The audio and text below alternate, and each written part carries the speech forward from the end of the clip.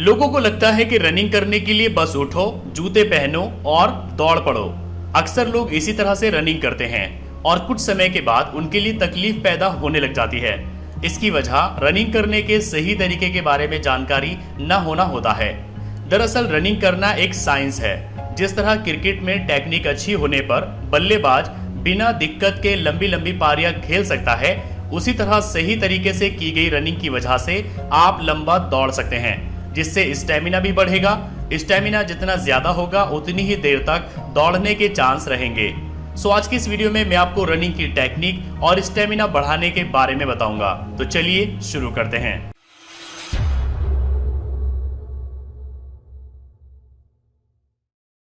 पहले हम बात करते हैं रनिंग करने का सही तरीका क्या है। नंबर फर्स्ट, सिर की पोजीशन। कुछ लोग होते हैं जो कि रनिंग करते हुए कभी नीचे देखते हैं, कभी ऊपर, तो कभी दाएं बाएं नजर घुमाते रहते हैं। ये रनिंग करने का बिल्कुल ही गलत तरीका है। रनिंग करते समय हमारा सिर एकदम सामने की तरफ होना चाहिए। अगर सिर नीचे या ऊपर की तरफ झुका रहेगा तो गर्दन की मांसपेशियों में खिंचाव आ सकता है। आप गर्दन को ऊपर नीचे करके इसे आजमा सकते हैं, जिससे आपकी समझ में आ जाएगा कि मैं क्या कहना चाहता हूँ। भागते वक्त न तो ज्यादा आगे की तरफ झुके और न ही पीछे की तरफ। कोशिश करिए कि आपका शरीर रनिंग के वक्त थोड़ा सा आगे की ओर झुका रहे। नंबर सेकेंड, हाथों की पोजीशन। रनिंग में हाथों की मूवमेंट का बहुत बड़ा योगदान होता है। हाथ अगर सही पोजीशन में रहे तो एक सही टेक्निक की वजह से आपकी स्पीड में काफी इजाफा हो सकता है। दौड़ते समय अपने हाथों को कंधे से 90 डिग्री के कोण यानी एंगल पर रखें। जब आप भाग रहे हो तो ध्यान दीजिए कि हाथ आगे पीछे जाते वक्त आपकी पसलियों और कोहनी के बीच में ज्यादा गैप ना बने। हाथों को ऐसी मूवमेंट में ना रखें कि दायां हाथ बाएं हाथ की तरफ जा रहा हो। भागते वक्त अपनी दोनों हथेलियां या मुट्ठी कुल्हे से ठोड़ी तक आती जाती रहे। इससे आपको मोमेंटम मिलेगा और स्पीड बढ़ेगी। नंबर थर्ड, पैरों की लैंडिंग। ये रनिंग करने का सबसे अहम पहलू माना जा सकता है। ज्यादातर लोगों का रनिंग को लेकर सवाल होता है कि पैर लैंड कराते वक्त पंजों के बल लैंडिंग होनी चाहिए या फिर हील के बल। अक्सर लोग रनिंग करते वक्त पहले हील को जमीन से छूते हैं और फिर उनके पंजे नीचे आते हैं। ये बिल्कुल ही गलत है। हील जमीन पर पहले छूने की वजह से शरीर का सारा भार टखनों के जरिए होता हुआ घुटनों तक आएगा। अगर हम लंबे समय तक इसी तरह से रनिंग करते रहे तो घुटनों में परेशानी आ सकती है। ऐसा ही पंजों की सबसे पहले लैंडिंग कराने पर हो सकता है। इसलिए आप ये कोशिश करिए कि आपका पैर एकदम सीधा जमीन पर लैंड हो। इसकी वजह से शरीर के सभी हिस्सों पर बराबर दबाव पड़ेगा और कोई परेशानी नहीं आएगी। इसके साथ ही सीमेंटेड रोड पर दौड़ने से आपको परहेज करना चाहिए।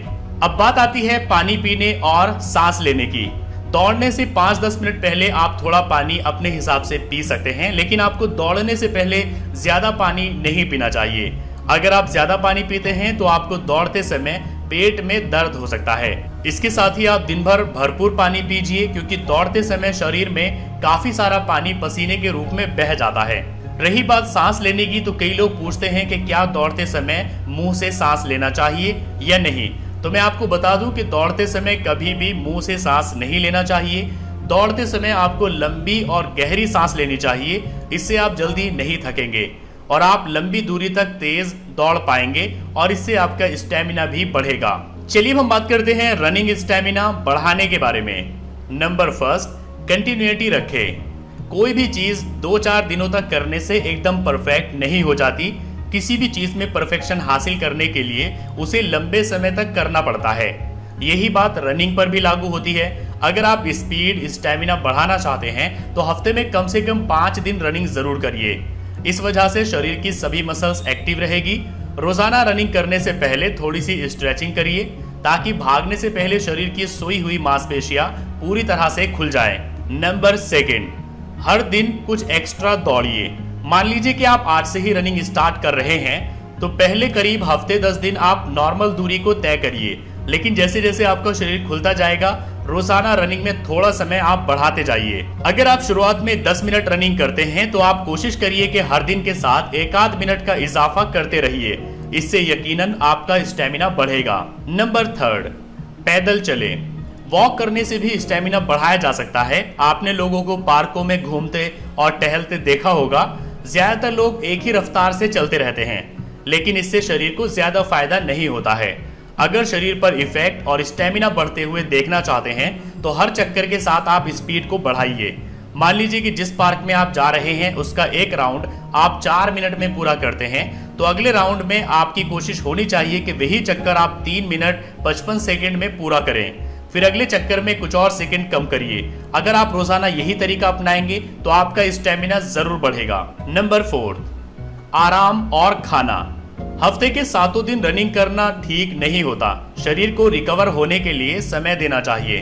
5 दिन भी रनिंग करना शरीर के लिए अच्छा रहेगा।